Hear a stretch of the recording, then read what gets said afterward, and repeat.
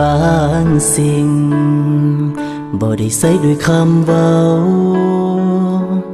บางสิ่งบ่ได้เว้ามันออกมาแต่ว่าเฮาก็เข้าใจหูได้จากสายตาเป็นสื่อภาษา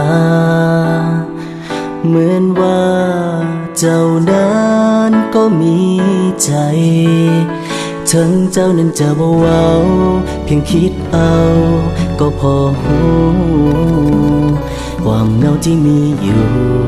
ปิดซ่อนไว้ในอารมณ์ข่มใจหลบหลีกสายตายังบ่กล้าเข้าไปทักทายตอนเจ้าส่งยิ้มให้เก็บเอาไว้ข้างใจเบา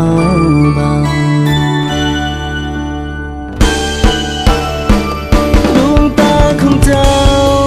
แทนคำเว้าแทนคำบรรยายส่งมาทักทายจนใจไว้วันลงตัวอยากเป็นมดแดงแฝงพวงมัดม่วงก็กลัวคนอยู่ข้างตัว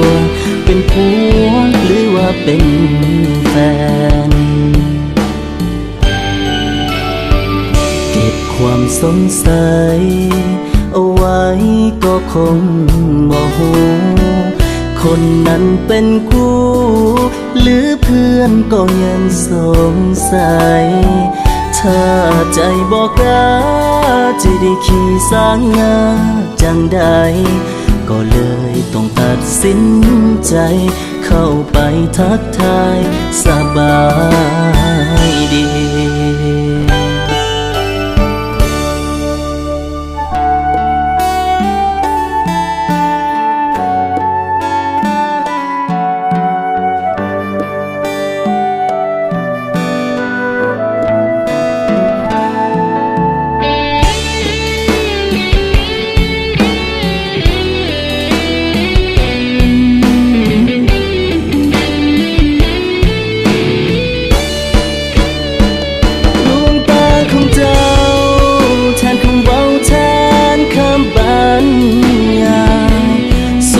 ทักทายจนใจไว้วันล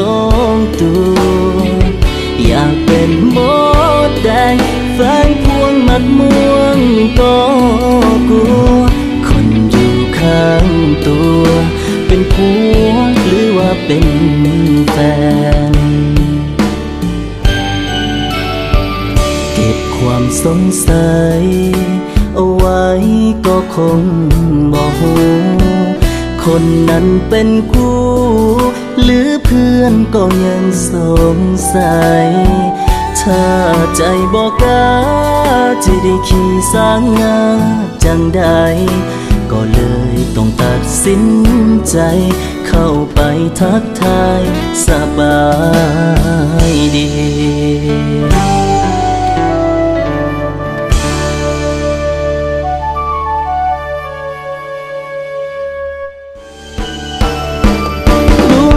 ของเจ้าแทนคำเว้าแทนคำบรรยายส่งมาทักทาย